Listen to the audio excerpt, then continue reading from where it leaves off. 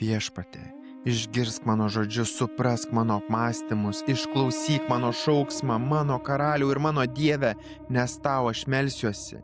Rytą tu girdi mano balsą, Viešpatie, rytą kreipiuosi į tave ir laukiu. Tu netoks esi, Dieve, kuriam nedorybė patiktų ir pikta negyvens su tavimi. Pagirūnai negali stovėti tavo akivaizdoje, tu nekenti visų darančių neteisybę. Tu sunaikinsi tuos, kurie kalba melą. Viešpats bjaurėsi kraugeriu ir apgaviku. Dėl didžio tavo gailestingumo einu į tavo buveinę. Tavęs bijodamas žemai lenkiuosi šventyklos link.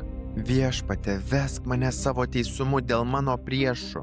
Nutiesk prieš mane savo kelią. Jų lūpose nėra teisybės, jų širdise nedorybė, jų gerklė atviras kapas. Jie pataikauja savo liežuviais.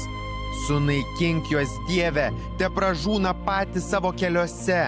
Dėl nesuskaitomų piktadarybių atmesk juos, nes jie sukilo prieš tave.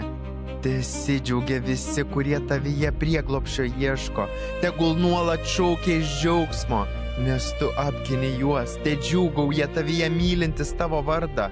Tu, Viešpatie, laimini teisųjį, apsupi jį savo malonę lyg skydu.